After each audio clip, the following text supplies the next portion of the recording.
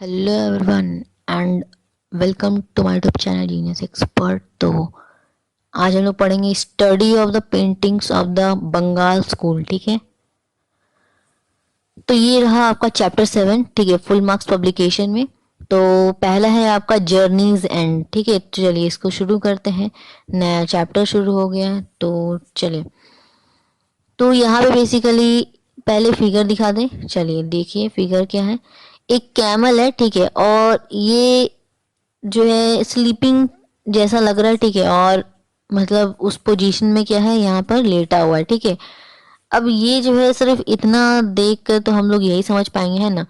लेकिन आगे जो है ना पढ़ेंगे तो बहुत कुछ हम लोग को समझ में आएगा। ठीक है, देखिए अभी तक एक चीज नोटिस किया क्या, जितना भी अभी तक हम लोग पढ़े राजस्थानी से स्कूल मतलब शुरू किए और हम लोग खत्म किए कहाँ, डेकनी स्कूल तक। ठीक है, मुगल डेकनी सब हो गया। ठीक है, तो उसके बाद जो है हम लोग यहाँ पे ये चीज जो नोटिस कर रहे हैं कि अभी तक जितना भी पेंटिंग्स पढ़े सब में जो है जो हम लोग पेंटिंग था उसको देखकर हम लोग बहुत कुछ समझ जाते थे। ठीक है, और उसको अपने वर्ड्स में हम लोग लिख देते थे। ठीक है, तो यहाँ पे लेकिन थोड़ा सा नहीं है। यहाँ पे क्या है, थोड़ा सा समझना पड़ेगा। ठीक है, अब इस कैमल को देख के आप क्या समझेंगे कि ये हताश परेशान, ठीक है, और लेटा हुआ है, सिर्फ इतना बात तो नहीं, इसलिए इससे काम नहीं चलेगा। ठीक है, तो हम लोग को बेसिकली ये थोड़ा यहाँ से शुरू होता है। ठीक है, Bengal school of miniature painting बोल लो या फिर बंगाल स्कूल ऑफ पेंटिंग। ठीक है, तो ये बंगाल स्कूल ऑफ पेंटिंग लिख रहा है, इसका मतलब ये मिनिएचर है नहीं, यानी कि ये बड़े साइज में बनाया गया है पेंटिंग। ठीक है, तो यहाँ पे जो है ना, यहाँ से जितना शुरू हो रहा है सभी में इमोशनली आपका बहुत कुछ लिखा हुआ है। ठीक है, इमोशनली फीलिंग्स वगैरह। ठीक है, मतलब उस चीज को समझना पड़ेगा, उस पार्ट को। ठीक है, आगे के जितने भी पेंटिंग्स मिलेंगे, ठीक है, उसमें आप सिर्फ देख कर जो है अपने वर्ड्स में आप नहीं लिख पाएंगे। ठीक है, तो बार बार कह रहे हैं इसको पढ़ना बहुत जरूरी है। ठीक है, तभी आप इसको लिख पाएंगे। क्लियर है, चलिए शुरू करते हैं। नाम क्या है, जर्नी स्टाइल। पीरियड क्या है, मॉडर्न पीरियड। ठीक है, पेंटर का नाम तो अरविंद्रनाथ टैगोर। ठीक है, अरविंद्रनाथ टैगोर, तो ये नाम सुना हुआ है, यस बिल्कुल सुना हुआ है। शायद फ्रीडम, ठीक है, तो फ्रीडम स्ट्रगल में थे ना ये, यस थे। तो देखिए अब मीडियम क्या होगा, water colour on paper. Technique क्या होगा, टेम्परा एंड वॉश। ठीक है, तो देखिए यहाँ पे हम एक चीज बता दें, जो आपका शुरुआत से राजस्थानी से लेकर हम लोग जो डेकनी तक का रास्ता जो, ठीक है, वहां तक हम लोग पढ़े, वहां पे हम लोग तीन चीज बोल रहे थे हम आपको कि कॉमन है, एकदम लिख दीजिएगा सब में। ठीक है, क्या चीज, मीडियम जो कि हो गया water colour on paper, technique जो कि हो गया टेम्परा, और collection national museum new Delhi. ठीक है, तो ये चीज हम बोले थे कि तीनों में चीज जो है आप सभी में लिख देंगे, बहुत ही कॉमन है। ठीक है, एक में आपका थोड़ा सा डिफरेंस था, ठीक है, वो भी हम आपको बता दिए थे। ठीक है, तो यहाँ पे ना बंगाल स्कूल से पूरा क्लियर, मतलब क्लियर कट, क्योंकि वो बंगाल हो जाता है। ठीक है, बंगाल क्या है, थोड़ा सा अलग हो जाता है नॉर्थ तरफ से। ठीक है, तो इसलिए जो है उसको थोड़ा सा यहाँ पे हम लोग का कलेक्शन वगैरह क्या होगा, डिफरेंट होगा। ठीक है, देखिए मीडियम तो सेम होगा, वाटर कलर ऑन पेपर। ठीक है, टेक्निक टेम्परा के साथ साथ वॉश भी यहाँ पे देखिए जुड़ गया है। ठीक है, और क्या, और यहाँ पे जो कलेक्शन होगा सबका अलग अलग होगा, क्योंकि वेस्ट बंगाल का कलेक्शन क्या हो गया, वो अलग। ठीक है, वेस्ट बंगाल में ही कोई म्यूजियम होगा, वहां का ही होगा। ठीक है, ऐसा जरूरी नहीं है, न्यू दिल्ली का हो सकता है, बट वहां पे नाम जो है जैसे कि नेशनल म्यूजियम में रखा जाता था, ठीक है, अभी तक, तो बंगाल स्कूल वाला जो पेंटिंग है वो कहीं और रखा जाता है। ठीक है, बस इतना सा डिफरेंस है। चलो, तो यहाँ पे जर्नी स्टाइल में पेंटर का नाम हम लोग पढ़ लिए, अविंद्रनाथ टैगोर। ठीक है, पीरियड क्या हो गया, मॉडर्न पीरियड। टेम्परा हो गया टेक्निक एंड वॉश। ठीक है, तो टेम्परा एंड वॉश क्या हो गया, टेक्निक। मीडियम हो गया water colour on paper.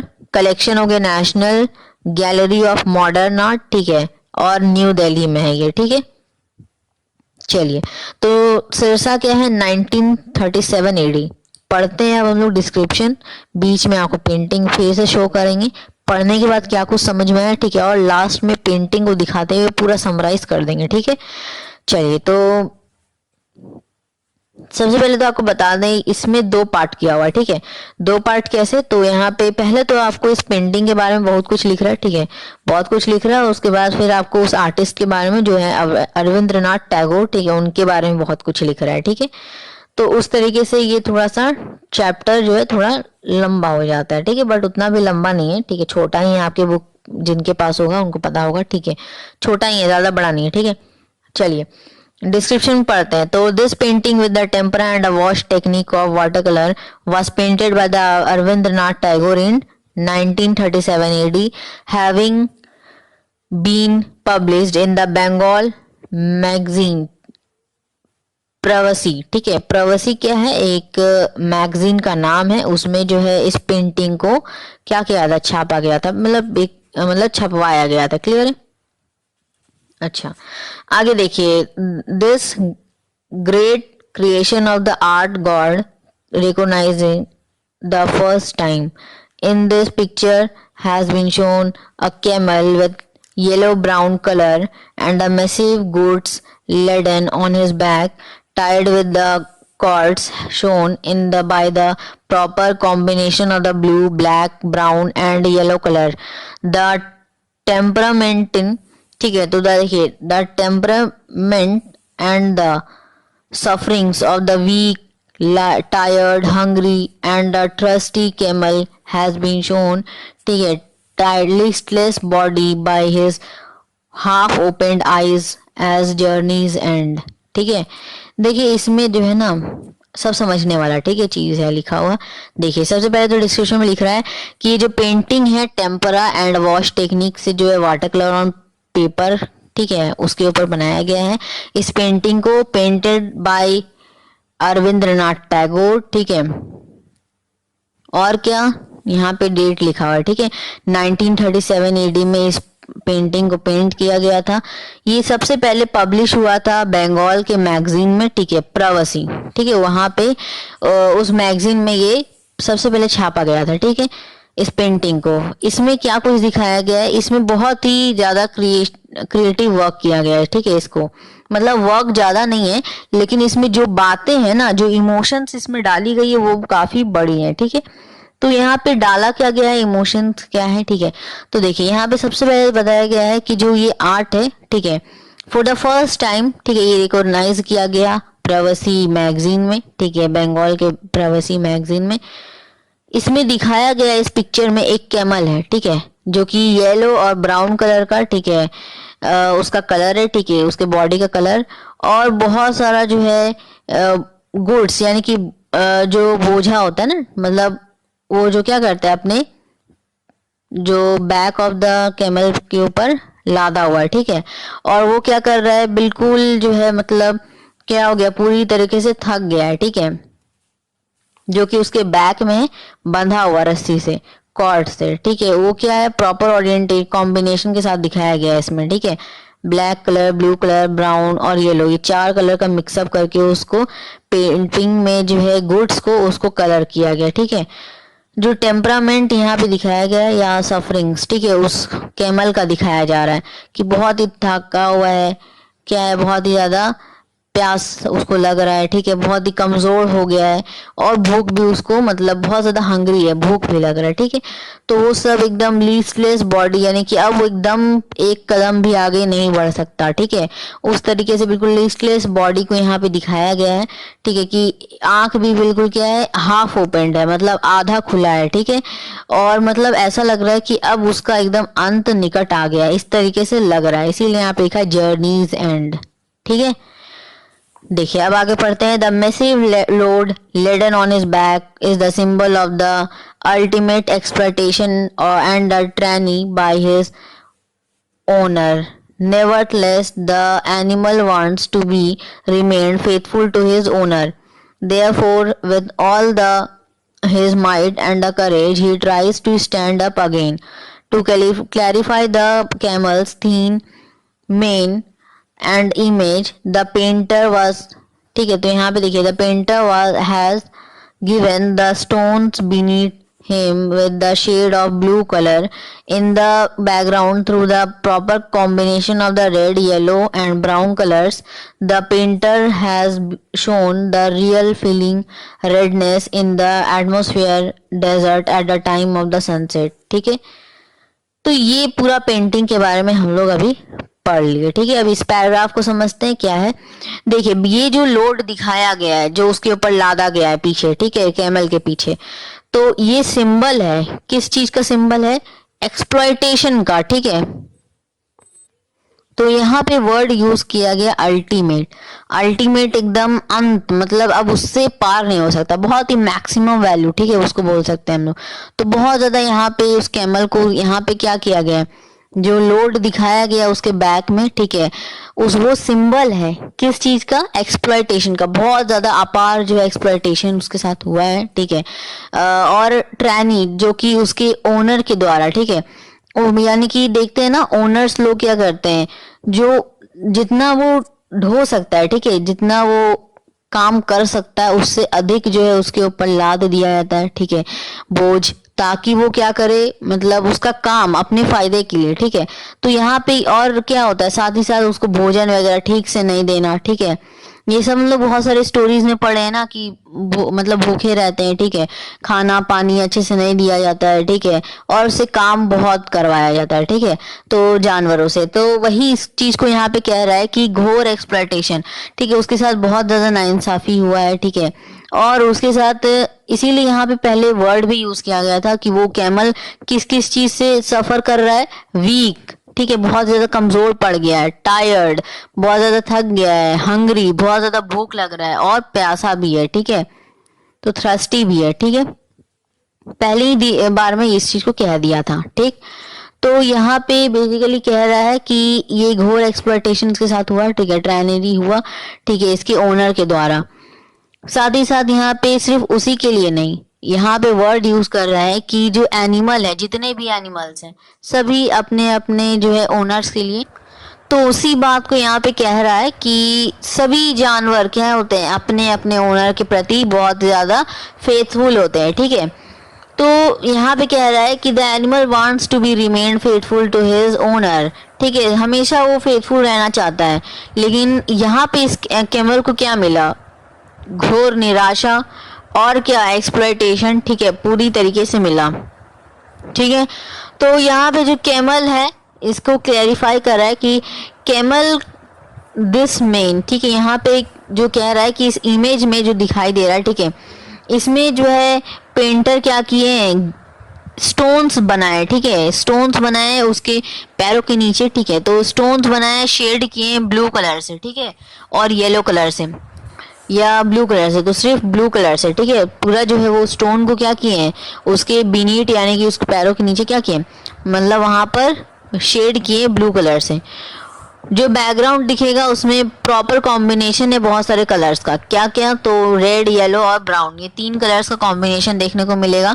Painter को यहाँ पे दिखाया गया रियल फीलिंग्स के साथ। ठीक है, मतलब पेंटर जो इस पेंटिंग में दिखाना चाहता है, ठीक है, उसको जो है यहाँ पे बहुत ही ज्यादा मतलब रियलिस्टिक फीलिंग्स डाल रहा है। ठीक है, उस तरीके से वो बनाया भी है। ठीक है, तो यहाँ पे देखिए एटमॉस्फेयर में जो है एकदम डेजर्ट का सीन दिया है। ठीक है, और सन जो है ऑलरेडी सेट हो चुका है, यानी कि सन सूरज जो है डूब चुका है, और रेगिस्तान में वो कैमल हताश परेशान, ठीक है, कमजोर सा कैमल क्या है वहाँ पे, एकदम आँख आधा खुला, ठीक है, हाफ ओपन, क्या है वहाँ पर, एक तरीके से पत्थरों के ऊपर जो है क्या है, एक तरीके से गिरा हुआ है। ठीक है, मतलब उसको ऐसा लग रहा है कि अब उसका जर्नी जो है अब एंड हो गया, यानी कि अब वो नहीं रहेगा यहाँ पर, ठीक है, इस दुनिया में, ऐसा उसको प्रतीत हो रहा है। ठीक है, यहाँ पे देखिए अब पेंटिंग को दिखा रहे, ठीक है, और इसको समराइज कर दे रहे हैं। ठीक है, क्योंकि पेंटिंग का इतना ही भाग था, और अब उसके बाद हम लोग जस्ट पढ़ेंगे आर्टिस्ट के बारे में। ठीक है,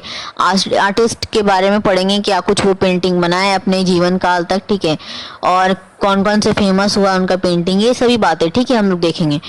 देखिए आप सबसे पहले पेंटिंग को देखिए, इसमें क्या है, हताश परेशान, वीक है एकदम, बिल्कुल आंख बिल्कुल आधा खुला, और क्या है, बहुत सारा बोझा जो उसके ऊपर लादा हुआ है, ठीक है, बैक में, और उसके देखिए जो पैर है, पैरों के नीचे क्या है, स्टोन्स है, वो किस कलर से किया हुआ है, ब्लू कलर से शेड किया हुआ है, ठीक है। पूरा डेजर्ट सीन है बैकग्राउंड में, और जो सूरज जो है यानी कि सन ऑलरेडी सेट हो चुका है, ठीक है, यानी कि सनसेट हो चुका है, ठीक है। तो अब देखिए यहाँ पे पढ़ते हैं, नेम क्या है, जर्नीज एंड। अरविंद्रनाथ टैगोर के द्वारा इस पेंटिंग को बनाया गया है वाटर कलर ऑन पेपर, ठीक है, टेम्पर एंड वॉश टेक्निक का यूज करके। कलेक्शन इसका क्या है, तो national gallery of modern art, ठीक है, न्यू दिल्ली में है, ठीक है, वहां पे है। ये पेंटिंग सबसे पहले पब्लिश हुआ था बंगाल मैगजीन प्रवासी में, ठीक है, प्रवासी में। इस पेंटिंग को जो है बहुत ही ज्यादा मतलब क्या मिला, बहुत ज्यादा कृति मिली, ठीक है, यानी कि बहुत ज्यादा ये फेमस हुआ ये पेंटिंग एक तरीके से, ठीक है, क्योंकि इसमें जो क्रिएटिव वर्क्स दिखाया जा रहा है, ठीक है, पहली बार जो है इस तरह का क्रिएशन ऑफ आर्ट देखने को मिला था, ठीक है। इसमें कैमल को दिखाया जा रहा है, येलो और ब्राउन कलर का कैमल है, ठीक है, उसके ऊपर जो है बहुत सारा गुड्स को क्या किया गया है, टाइड अप किया गया है कॉर्ड्स से, ठीक है, टाइड अप किया गया है, और क्या किया गया है, प्रॉपर और कॉम्बिनेशन के साथ तो उसमें दिखाया गया है उस जो लोड लिया हुआ ना, उस लोड को ब्लू, ब्लैक, ठीक है, ब्राउन और येलो, ये 4 कलर का मिक्स करके यहाँ पे इसको बनाया गया है, ठीक है। जो टेम्परामेंट यानी कि जो इस कैमल को जो है बिल्कुल क्या किया गया, वीक सफर कर रहा है, ये वीकनेस से, टायर्डनेस से, हंग्री और थर्स्टी से, ठीक है, ये कैमल पूरी तरीके से ग्रस्त है और एकदम बॉडी लीसलेस पड़ गया, यानी कि अब एक कदम भी आगे नहीं बढ़ा सकता है, ठीक है। हाफ ओपेंड इसका आई है और इस तरह मानो है कि अब उसका जो है जीवन का जो अभी था वो खत्म हो गया, ठीक है, यानी कि जर्नीज एंड हो गया, ठीक, ऐसा उसको प्रतीत हो रहा है, ठीक है। बिल्कुल उसी तरीके से, बिल्कुल उसी पोजीशन में वैसा किया हुआ है वो कैमल। वो जो लोड है उसके ऊपर, ठीक है, वो सिंबल है किस चीज का, फुल एक्सप्लॉयटेशन का, अल्टीमेट यानी कि फुल एक्सप्लॉयटेशन का, ट्राइनिटी का, जो उसको उसके ओनर से मिला, ठीक है, मतलब घोर निराशा, घोर उसके साथ जो अत्याचार हुआ, ठीक है, वो उसको जो है ओनर से मिला, उसका वो सिंबल है, ठीक है, वो बोझ जो दिखाई दे रहा है इस पेंटिंग में।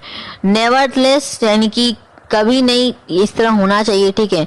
देखिए यहाँ पे एनिमल्स हमेशा जो है फेथफुल, ठीक है, हमेशा जो है यहाँ पे रिमेंड वर्क को देखिए, अगर हम लोग पढ़े थे ना डिटेल में तो उसमें रिमेंड लिखा हुआ था। रिमेंड मतलब कितना भी उसको निराशा मिले, ठीक है, कितना भी उसको जैसे मारे पीटे, ठीक है, इस तरह का किसी भी तरह का अत्याचार करे, एनिमल्स फिर भी जो है अपने ओनर के प्रति फेथफुल ही होते हैं, ठीक है। उसी बात को यहाँ पे कहना चाह रहा है, ठीक है।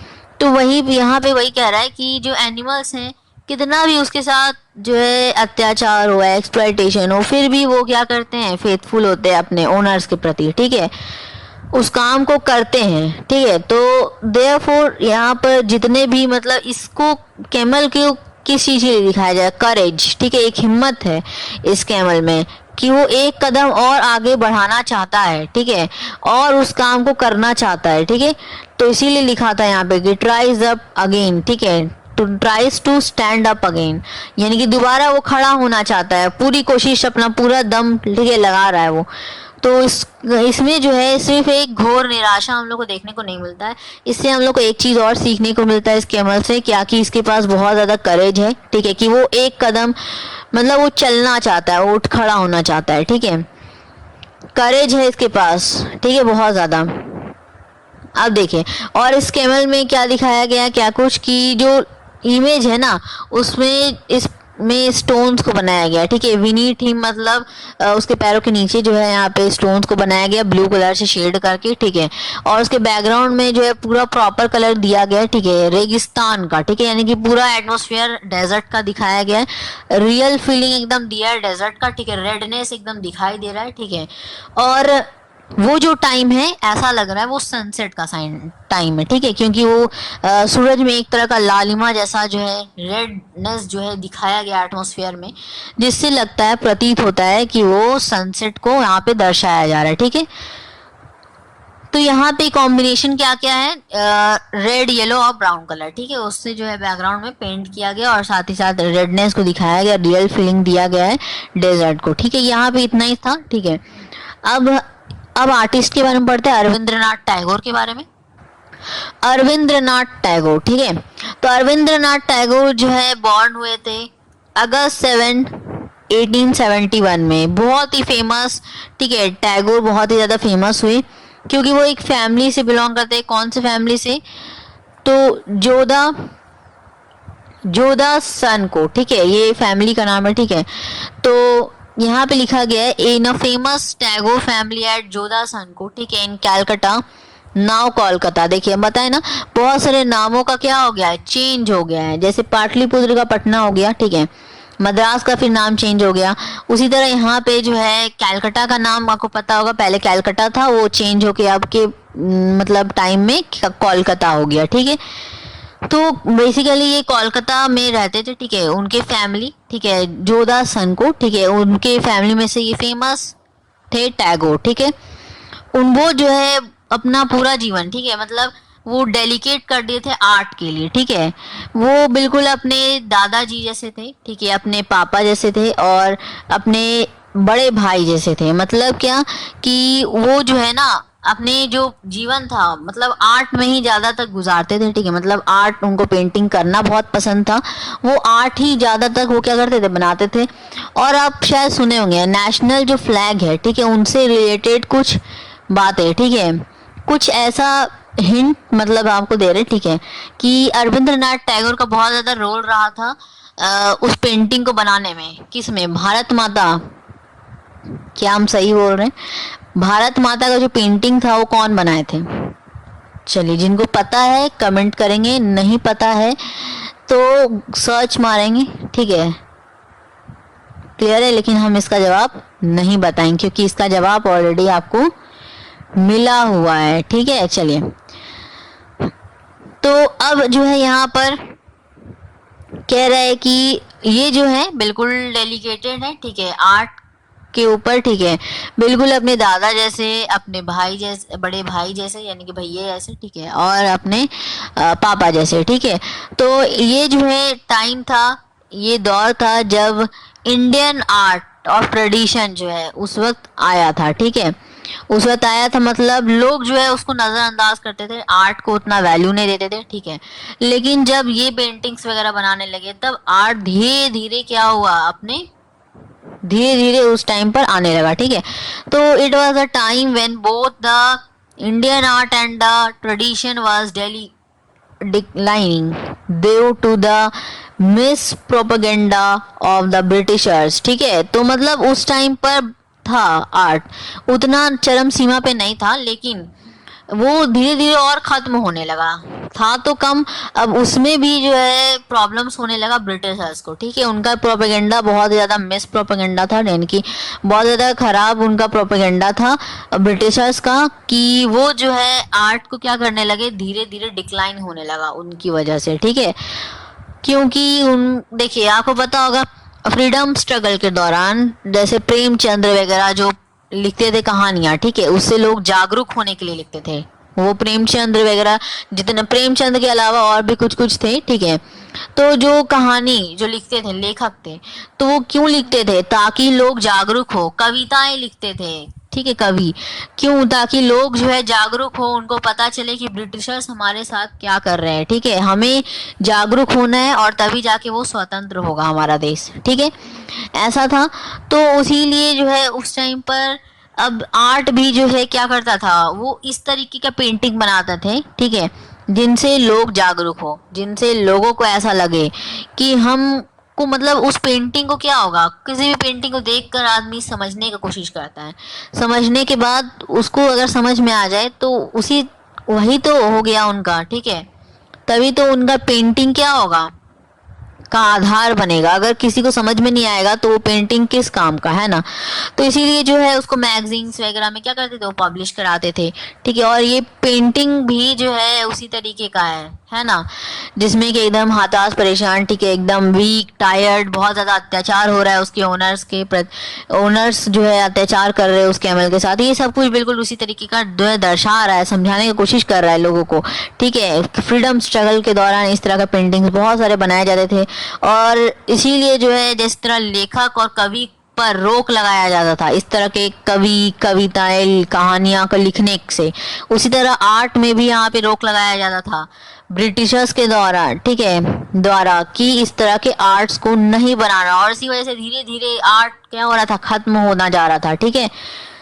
तो देखिए यहाँ पे जो है इतना तो समझ गए, ठीक है, इतना तो हम आपको बताए। तो देखिए अब जो है बट द रविंद्रनाथ, ठीक है, developed a new style with the coordinate between the Indian tradition and the European realism, ठीक है। तो ये क्या करने लगे, अब नए स्टाइल का पेंटिंग बनाने लगे, यूरोपियन रियलिज्म, ठीक है, और इंडियन ट्रेडिशन जो भारतीय संस्कृति का जो पेंटिंग का जो स्टाइल है और जो यूरोपियन का, दोनों को क्या किए, कंबाइन करके एक नया स्टाइल में एक पेंटिंग्स को बनाने लगे, ठीक है।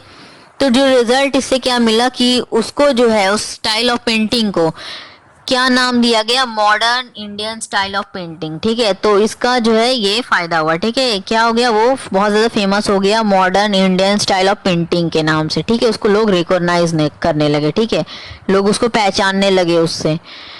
देखिए इस पेंटिंग में क्या किए अरविंद्रनाथ टैगोर जी, क्या किए, पेंट किए हैं नेचुरल सीन को, फोल्क फेस्टिवल्स को। फोल्क फेस्टिवल्स मतलब, तो फोल्क फेस्टिवल का मतलब हो गया, फोल्क मतलब उनका लोकल, ठीक है, फेस्टिवल मतलब जो त्योहारें आती हैं, ठीक है, folk art, folk festival, folk song, ये सब क्या हो गया, उनके अपना, ठीक है, उनका लोकल जो होता है, ठीक है। तो उसी का यहाँ पे कह रहा है कि रविंद्रनाथ टैगोर जी ज्यादातर क्या कह रहे हैं, इस पेंटिंग में किस चीज को दर्शाए, नेशनल सीन को, फोल्क फेस्टिवल को, हिस्ट्री के ऊपर बनाते हैं, पब्लिक लाइफ के ऊपर, फन, और क्या, फोर्लिक्स, ठीक है, जो कि कृष्णा के ऊपर बहुत ज्यादा पेंटिंग बनाते हैं। शबीहा, ठीक है, शबीहा यहाँ पे यूज किया गया है, स्टोरीज वगैरह से लेकर वो बात किया जा रहा है, ठीक है, स्टोरीज, न्यूमरस ऑफ स्टोरीज से क्या किए हैं वो। तो यहाँ पे बेसिकली यहाँ तक देखिए समझाते हैं, ठीक है। तो यहाँ पे जो पेंटिंग्स जितना भी बनाते हैं रविंद्रनाथ टैगोर जी, वो नेचुरल सीन पे होता है, फोल्क फेस्टिवल पे, हिस्ट्री पे, पब्लिक लाइफ के ऊपर बनाते हैं, और साथ ही साथ कृष्णा के जो होते हैं ना, जो लीलाएं, उसके ऊपर बनाते हैं, ठीक है। और क्या, और यहाँ पे लिखा है कि शबीहास, शबीहास, और जो बहुत सारे स्टोरीज से लिया गया, ठीक है। तो बहुत सारे स्टोरीज हो गया, पुराण हो गया, ये सभी को क्या कहते हैं, वो टेम्परा और वॉश टेक्निक के ऊपर। अब ये टेम्परा और वॉश टेक्निक होता क्या है, ठीक है। तो टेम्परा हो गया एक तरीके से एक जैसे बोल सकते हैं जैसे नेचुरल आपका लीव्स वगैरह हो गया, ठीक है, उसको क्या करेंगे, उसी से कलर निकालेंगे, ठीक है, और उसको अप्लाई करेंगे, ठीक है। तो वो टेम्परा, ठीक है, वो टेम्परा टेक्निक हो गया। वो थोड़ा माउल्डिंग्स करके बनाया जाता है, ठीक है, तो वो अलग होता है, ठीक, बहुत ज़्यादा अलग होता है, ठीक है, उसका बनाने का तरीका। तो टेम्परा और वॉश, वॉश टेक्निक क्या हो गया, एक जापानीज टेक्निक है, ठीक है। तो जापानीज टेक्निक को यूज करके, ठीक है, यहाँ पे जितना भी पेंटिंग्स वो बनाते हैं उसमें टेम्परा और वॉश टेक्निक दोनों का अप्लाई करके वो क्या करते हैं, उसको बनाते हैं, ठीक है। तो मतलब इसमें जो है बहुत सारे स्टोरीज पुराण से भी क्या करते हैं, वो पेंटिंग्स को बनाते हैं। तो यहाँ पे मोस्ट फेमस जो पेंटिंग था उनका भारत माता, आ गया ना सवाल का जवाब। चलिए, तो Bharat Mata, Ganesh Janani, birth of Buddha, Buddha and Sujata, फिर आ गया तेशियर्क शिता, ठीक है, ताजमहल, डेथ ऑफ शाहजहां, फिर इवनिंग ऑफ लाइफ, ठीक है। ये सारे जो है पेंटिंग्स उनके द्वारा बहुत ज़्यादा फेमस पेंटिंग्स के नाम में बेशुमार है, ठीक है। अब देखिए, and made by the wash technique, wash technique के द्वारा कौन कौन से पेंटिंग्स बनाए गए, सिर्फ वॉश का यूज करके, तो फॉग एंड इवनिंग, ठीक है, ये पेंटिंग का नाम है, जो कि बहुत ज्यादा ये भी फेमस हुआ, ठीक है। और भी बहुत सारे पेंटिंग्स बनाए होंगे ये, ठीक है, लेकिन उनमें से फेमस कौन सा हुआ, ये वाला, ठीक है, फॉग एंड इवनिंग, ठीक है। तो देखिए, थ्रू दिस पेंटिंग, इस पेंटिंग के द्वारा क्या बता रहे हैं, इस पेंटिंग को जो है नाम दिए जर्नीज एंड, ठीक है, ये दिखाना चाह रहे हैं, ठीक है। ही ट्राइज टू, ठीक है, he tries to awaken the human sensation as mercy and sympathy in the minds of the perceptors towards their pets, ठीक है। यहाँ पे ये चीज दर्शाना चाह रहे हैं कि जिनके पास भी पेट है, ठीक है, उनको अपने जानवरों के प्रति मर्सी, थोड़ी दया होनी चाहिए, थोड़ा क्या सहानुभूति होनी चाहिए, और साथ ही साथ ह्यूमन सेंसेशन, इंसानियत होना चाहिए। इतना भी ज्यादा उसको बोझ के तले उसको मतलब मरने के लिए ऐसे छोड़ नहीं देना चाहिए, समझ में आया बात। तो इसीलिए इस पेंटिंग का नाम रखे जर्नीज एंड, ठीक है। तो यहाँ पे जो कोई भी यहाँ पे पढ़ रहे हैं, ठीक है, मतलब ये लिखे हैं प्रेसेप्टर्स, ठीक है, यहाँ पे स्पेक्टर्स, ठीक है, तो मतलब बेसिकली यहाँ पे स्पेक्टर्स मतलब हो गया, जैसे स्पेक्टिकल्स का क्या होता है, चश्मा, ठीक है, तो बिल्कुल शीशे की तरह साफ, ठीक है, एकदम बोल सकते हैं हम लोग कि जो कोई भी यहाँ पे पढ़ रहे हैं उनके माइंड में ये चीज़ हो जाना चाहिए कि जिनके पास भी पेट है, ठीक है, तो उनको क्या होना चाहिए, मर्सी होनी चाहिए थोड़ी अपनी एनिमल्स के प्रति, और क्या होना चाहिए, काइंडनेस, ठीक है, सिंपैथी, थोड़ी सहानुभूति होनी चाहिए, और क्या होना चाहिए, ह्यूमन सेंसेशन, जो उसको क्या करना चाहिए, जगा रहे हैं ये पेंटिंग्स के द्वारा, ह्यूमन इंसानियत को क्या कर रहे हैं, वो जगा रहे हैं, और ये सभी बातें वो कह रहे हैं, ठीक है। तो यही था अपना पेंटिंग, ठीक है, इसमें कुछ खास नहीं, ठीक है, यहाँ पे रविंद्रनाथ टैगोर में कुछ ज़्यादा कुछ कॉम्प्लिकेटेड है नहीं, आप आराम से लिख सकते हैं, ब्रिटिशर्स वाला लिख दीजिएगा, ठीक है, पहले तो कहाँ बॉर्न हुए, कैलकाटा में, फैमिली उनका क्या है, जो जोध संको, ठीक है, अगर याद नहीं रहता है कोई बात नहीं, टैगोर फैमिली में, ठीक है, ये अपना जो डेलिकेट की आर्ट किसके प्रति, ठीक है, तो किनकी तरह, तो अपने फादर, अपने ग्रैंडफादर और एल्डर ब्रदर के, ठीक है, उनको देखकर जो है ये बहुत ज़्यादा डेडिकेट हुए और ये भी आर्ट बनाने लगे, ठीक है, और ये धीरे धीरे आर्ट क्या हो गया, धीरे धीरे जो है क्या हो गया, इंडियन ट्रेडिशन जो था धीरे धीरे मिस प्रोपेगेंडा, ब्रिटिशर्स के मिस प्रोपेगेंडा की वजह से ये धीरे धीरे डिक्लाइन होने लगा, कम होने लगा, ठीक है, गिरने लगा ये जो स्तर था, ठीक है, तो जो रविंद्रनाथ टैगोर थे ये नया स्टाइल में बनाने लगे पेंटिंग, ठीक है, इंडियन स्टाइल के ट्रेडिशन और जो यूरोपियन रियलिज्म है दोनों को मिला के ये पेंटिंग बनाने लगे, जो कि काफ़ी फेमस हुआ और उसका नाम पड़ गया बाद में, ठीक है, क्या उस वक्त क्या पड़ गया, modern Indian style of painting, उसका नाम पड़ गया modern Indian style of painting.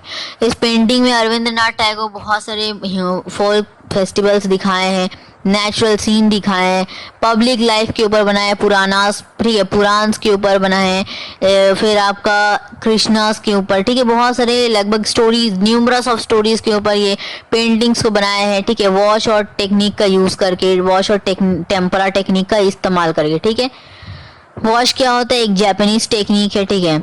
अच्छा, उसके बाद देखिए इनका जो सबसे फेमस पेंटिंग क्या क्या था, भारत माता, उसके बाद गणेश जननी, बर्थ ऑफ बुद्धा बुद्धा, उसके बाद ताजमहल, डेथ ऑफ शाहजहां, ये सभी क्या है इनके फेमस पेंटिंग में से, इन नामों में से एक, ठीक। उसके बाद देखिए जो वॉश टेक्निक का, सिर्फ और सिर्फ वॉश टेक्निक का यूज़ करके जो बनाए उनमें से सबसे ज़्यादा फेमस पेंटिंग कौन सा है, फॉग एंड इवनिंग, ठीक है। इसके बाद इस पेंटिंग का नाम रखे हैं वो जर्नीज एंड, ये माइंड, ठीक है, ये क्या करते हैं, ह्यूमन सेंसेशन को क्या करता है, जगाता है, यानी कि जो इंसानियत को जगाता है कि हमें जो है मर्सी होनी चाहिए, सिंपैथी होनी चाहिए अपने जानवरों के प्रति जिनका पेट्स है, ठीक है, टुवर्ड्स देयर पेट्स, ठीक है, तो जो लोग भी इसको पढ़ रहे हैं, ठीक है, उनके माइंड में ये चीज़ समझना चाहिए, इसी बात को यहाँ पे कह रहे हैं, ठीक है। तो ये हमारा चैप्टर यहाँ पे एंड होता है, ठीक है, तो टोटल ये 30 मिनट का जो भी था, ठीक है, आपका टाइम ड्यूरेशन इसमें हम लोग इसको समझे, ठीक है, तो आई होप कि आपको क्लियर हो गया होगा, ठीक है। तो मिलेंगे नेक्स्ट टॉपिक में, ठीक है, शिवा एंड सती, ठीक है, शिव एंड सती, देखिए राम एंड लक्ष्मण बोलते हैं तो रामा लिखते हैं, ठीक है, तो उसी तरह यहाँ पे शिवा लिखा है, तो शिव एंड शक्ति को हम लोग पढ़ेंगे इसके बाद, ठीक है।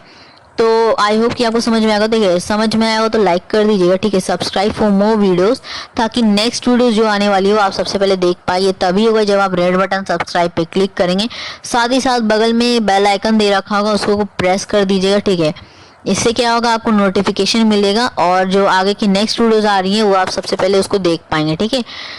तो ये जो है फ्री ऑफ कॉस्ट है, ठीक है, इसमें लिए कोई पैसा लगता नहीं है, ठीक है, तो सब्सक्राइब कर दीजिएगा और इसका लाभ उठाइएगा, ठीक है। चलिए तो मिलते हैं नेक्स्ट टॉपिक में, ठीक है, तब तक के लिए take care, thank you so much.